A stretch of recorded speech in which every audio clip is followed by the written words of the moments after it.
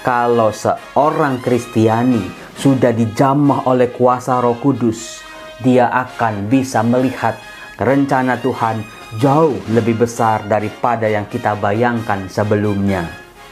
Salam damai sejahtera saudara-saudaraku yang terkasih, pencinta firman Tuhan. Berjumpa kembali dengan Bible Learning with Father Joseph. Saudara-saudara, saya sangat berharap hidup Anda tidak pernah bosan-bosannya untuk mendalami lagi firman Tuhan. Karena apa? Semakin kita membaca firman Tuhan, semakin kita mendalaminya, semakin kita diajak untuk mengerti siapa Allah dengan kasihnya, rencananya, kehendaknya untuk hidup kita. Tetapi bukan hanya sekedar itu saja, tetapi kita juga jadi tahu siapa diri kita, karunia apa yang diberikan Allah kepada kita, dan juga termasuk kemampuan-kemampuan kita, sampai batas mana Tuhan memberikan kemampuan itu kepada kita. Saudara-saudara yang terkasih, bisa jadi kemampuan kita, apa yang kita miliki saat ini masih jauh dari apa yang Tuhan sudah sediakan buat kita. Mungkin karena kita belum mengenal diri kita belum mengenal rencana-rencana Tuhan. Jadi kita mikirnya, wah ini hidupku udah mentok nih. Tetapi yang Tuhan sediakan buat kita adalah jauh lebih besar daripada apa yang kita pikirkan sebelumnya. Percayalah saudara-saudara, kalau seorang Kristiani sudah dijamah oleh kuasa Roh Kudus, dia akan bisa melihat bagaimana pencapaian demi pencapaian, arah yang Tuhan sediakan buat dirinya. Rencana Tuhan jauh lebih besar daripada yang kita bayangkan sebelumnya. Saudara-saudaraku yang terkasih, saya Romo Yosef sebagai imam, saya sadar betul yang namanya pergulatan setiap orang beriman dalam proses. Kadang-kadang terlalu banyak masalah dalam kehidupan kita. Kadang-kadang kalau kita lihat pikir-pikir, kok hidup saya kok banyak banget jatuhnya ya Romo. Baru sekali merasakan Tuhan itu dekat, jatuh lagi. Baru merasakan ada perbaikan kualitas, udah jatuh lagi, terpuruk lagi. Saudara-saudara, Tuhan mau begitu kita naik terangkat bersama Tuhan, kualitas-kualitas kita, kesehatan kita, kedewasaan iman kita, termasuk rezeki-rezeki kita, berkat-berkat Tuhan menjadi maksimal dalam kehidupan kita. Tuhan tidak mengharapkan anaknya jatuh lagi.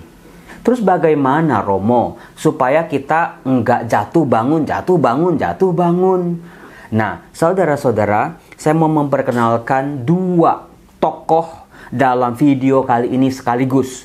Yang satu dari Perjanjian Lama, yang satu dari Perjanjian Baru. Dua tokoh ini sama-sama ada kaitannya dengan kuasa Roh Kudus. Yang pertama, tokoh pertama yang mau saya perkenalkan kepada Anda adalah seorang nabi dalam Perjanjian Lama. Saya akan memperkenalkan kepada saudara untuk melihat apa isi pewartaan dari nabi ini yang bernama Yoel. Saudara-saudara, tahu nggak arti nama Yoel? Yoel tahu Romo, yaitu nabi setelah Hosea dan sebelum Amos. Yoel, Yo itu singkatan dari nama Allahnya orang Israel, Yahweh, atau yang disebut dengan Adonai, singkatannya Yo. El itu Allah. Yoel artinya Tuhan itu Allah. Bukan sebuah kebetulan kalau kita membaca kitab Yoel bab 3 ayat 17. Coba sekali-sekali buka kitab-kitab yang jarang dibaca oleh para pembaca firman Tuhan. Karena umat kalau kenal nabi-nabi itu kenalnya Yeremia, Yesaya, Yeskiel, Hosea. Tapi nabi-nabi kayak Obaja, Maleaki, Zefanya, Zakaria itu jarang sekali dibaca. Yuk kita dalami yuk. Yoel bab 3 ayat 17. Setelah terjadi pemulihan demi pemulihan bagi umat Israel, Allah berfirman, "Maka kamu akan mengetahui bahwa Aku Tuhan adalah Allahmu, yang diam di Sion, gunungku yang kudus." Saudara-saudara, ada yang menarik. Ternyata pemulihan-pemulihan terjadi dalam kehidupan kita. Kalau Anda hidupnya mulai dipulihkan, keluarga Anda mulai dipulihkan, rezeki Anda mulai dipulihkan, karir Anda mulai dipulihkan, kemudian juga kehidupan pelayanan Anda mulai dipulihkan setelah jatuh terpuruk. Ingat, prestasi-prestasi itu, pencapaian-pencapaian itu ada maksudnya. Ya tadi, supaya kamu tahu akulah Tuhan Allahmu. Supaya orang lain tahu betapa besar kuasa Allah bekerja dalam diri kita. Bahwa Allah lah yang menolong, Allah lah yang berperan, Allah lah yang mengangkat.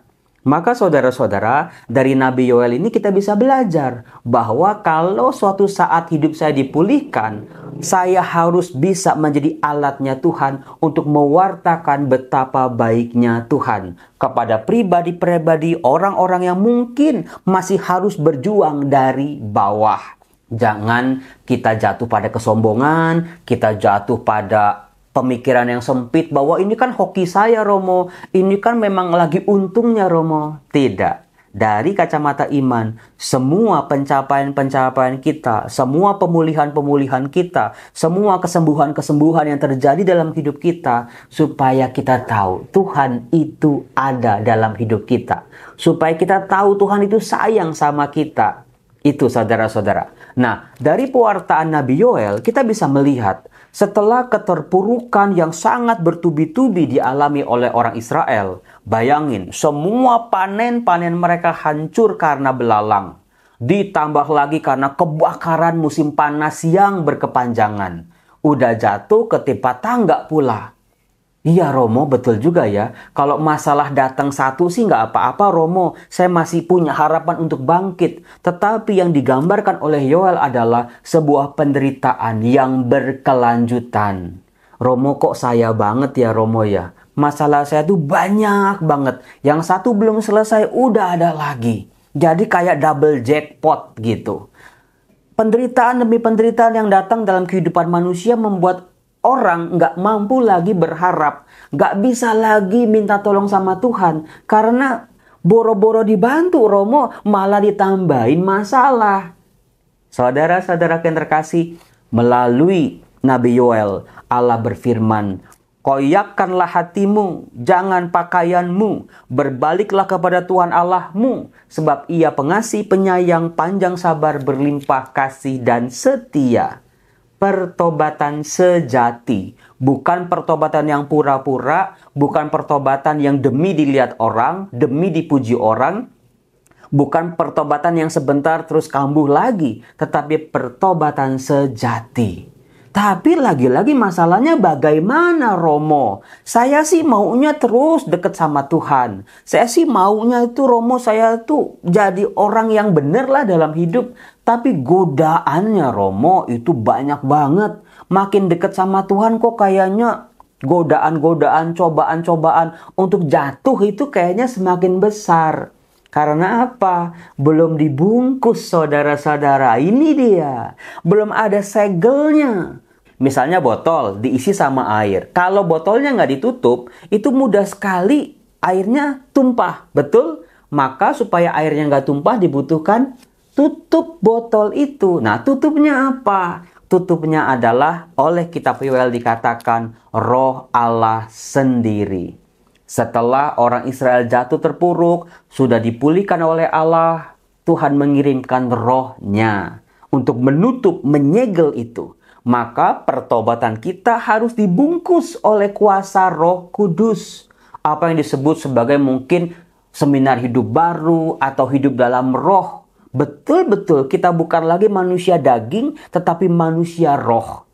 Karena daging itu sangat lemah. Kalau hidup kita menurut keinginan daging, kita mudah sekali untuk jatuh dan jatuh lagi. Hiduplah dalam Roh Kudus. Minta setiap pagi, ya Roh Kudus bantu aku. Ya Roh Kudus jadilah pertolongan bagiku. Ya Roh Kudus tolonglah aku, bantu aku, kuatkan aku setiap saat. Saya percaya, saya yakin kuasa Allah, Roh Kudusnya kalau udah bekerja dalam diri seseorang saudara-saudara, dan kita mau hidup dalam roh, kita menjaga kekudusan itu dengan sepenuh hati kita, seluruh diri kita, kita tidak akan mudah jatuh dan jatuh lagi. Itu yang bisa saya kemukakan soal Nabi Yoel, pewartaan Nabi Yoel. Nah, sementara saudara-saudara, tokoh kedua yang bisa saya perkenalkan kepada Anda adalah berkaitan dengan apa yang dibacakan dalam kalender liturgi gereja, yaitu setelah Pentakosta. Bayangin saudara-saudara, gereja dari bulan November itu kan ada masa Advent, kemudian ada masa Natal, kemudian belum lama lagi ada masa Prapaskah, lalu ada lagi namanya masa Paskah, sampai berakhir di Pentakosta. Nah, setelah Pentakosta, kita bisa melihat ini. Nggak ada lagi dalam waktu dekat peringatan-peringatan atau perayaan-perayaan besar dalam kalender liturgi gereja. Panjang ini yang disebut dengan masa biasa. Kalau besok Anda ke gereja akan melihat romonya pakai baju kasula warna hijau. Itu panjang sekali itu. Nanti baru gereja akan melihat lagi, mempersiapkan masanya di masa Advent bulan November. Bayangin berapa bulan masa biasa ini. Waduh, Romo bisa jatuh lagi saya. Nggak ada lagi pertobatan masa Advent, nggak ada lagi pertobatan masa Prapaskah. Karena waktu masa biasanya itu sangat panjang. Dengan apa gereja ditemani? Lebih tepatnya dengan siapa? Kalau Anda merayakan Ekaristi pada hari Senin tanggal 29 Mei, kita memperingati Maria, Bunda Gereja. Itu sengaja dipilihkan oleh Paus Fransiskus tahun 2018. Paus Fransiskus sebagai pemimpin gereja Katolik meminta umat Allah, umat beriman, ditemani oleh Bunda Maria melewati masa biasa yang sangat panjang ini. Bukan sebuah kebetulan saudara-saudara, Maria dalam kitab suci adalah pribadi yang dipenuhi dengan Roh Kudus. Maria adalah manusia yang diberkati, dikaruniai, Roh Kudus tinggal di dalam dirinya. Itu luar biasa. Ada kaitannya ternyata saudara-saudara, Maria dengan rahmat yang dia terima. Dan Maria betul-betul bekerja sama dengan rahmat itu. Kita bisa melihat Maria yang tadinya ketika malaikat Gabriel datang, "Salam hai engkau yang diberkati, Tuhan menyertai engkau." Maria juga nggak ngerti apa yang sedang terjadi. Tapi terjadi dialog antara malaikat Gabriel dengan Maria sampai Maria menutupnya dengan fiat voluntas tua. Itu semangat hidup Maria yang bisa kita contoh untuk bisa melewati masa biasa dalam kalender liturgi gereja. Fiat voluntas tua. Terjadilah padaku menurut kehendak-Mu. Aku ini hamba Tuhan. Semangat hamba, semangat penyerahan diri, semangat mendahulukan kehendak Tuhan dibanding kehendak keinginan pribadi. Nah, saudara-saudara, mulai saat itu kita bisa melihat bagaimana Maria diproses oleh Allah untuk menjalani tugas perutusannya ini. Jadi bukan berarti setelah Maria menutup dengan fiat voluntas tua, terjadilah padaku menurut perkataanmu, tugas Maria selesai, lalu menjadi mudah ke depannya. Ternyata tidak. Justru disitulah perjuangan mulai. Lika-likunya luar biasa, tidak mudah buat Maria. Jadi bagaimana Maria diproses, bagaimana Maria dibentuk, itulah yang akan menemani kita. Gereja bersama Maria melangkah. Bukan kita menyembah Maria, tetapi teladan hidup Maria kita harapkan juga bisa kita ikuti sebagai orang beriman. Nah, sejak saat itu saudara-saudara, kita bisa melihat sejak Maria mengunjungi Elizabeth, sejak Maria ada di perkawinan di Kana. Apakah Anda tahu? Di perkawinan di Kana, di Injil Yohanes, Yesus mengubah air menjadi anggur. Dikatakan di situ ada berapa tempayan anggur? Coba saya tanya kepada Anda. Dikatakan di ayat 6, di situ ada 6 tempayan yang disediakan untuk pembasuhan menurut adat orang Yahudi. Masing-masing isinya 2-3 buyung. 2-3 buyung berapa liter saudara-saudara? Kalau Anda tahu berapa liter, Anda akan tercengang. Segitu banyaknya rahmat yang diminta oleh Maria kepada Yesus putranya. Segitu banyaknya rahmat yang diberikan oleh Yesus putranya kepada Maria. 2-3 buyung itu sekitar 80 liter sampai 500 liter, saudara-saudara. Itu kisarannya. Jadi banyak banget dong Romo. Iya. Sayangnya terjemahan Indonesia 2-3 buyung, kita langsung mikirnya gayung. Tetapi tidak. Kemudian juga terus Maria hadir menemani Yesus putranya sampai di puncak Golgota. Dalam Yohanes bab 19, kita bisa melihat di situ bab 19 ayat 25 sampai 27. Di situ dikatakan begini. Di dekat salib Yesus berdiri ibunya dan saudara ibunya, Maria, istri Kleopas dan Maria Magdalena. Kita selama ini mungkin membaca kitab suci, oh Maria keren ya bisa berdiri di bawah salib. Padahal sebagai seorang ibu itu berat loh. Berpisah sama anaknya itu sangat amat berat. Tetapi ada satu fakta yang kurang disadari oleh pembaca kitab suci, yaitu Maria bersama-sama perempuan yang lain. Maria menemani perempuan-perempuan yang lain untuk ikut bersama-sama berdiri di bawah salib Yesus, termasuk murid yang dikasihinya. Apakah Anda sadar akan hal ini? Iya ya, bersama Maria kita juga ikut berproses. Maria yang diproses bersama Tuhan ternyata juga memproses kehidupan orang-orang beriman, orang-orang percaya. Supaya kita bisa berdiri bersama-sama Maria di bawah salib Yesus.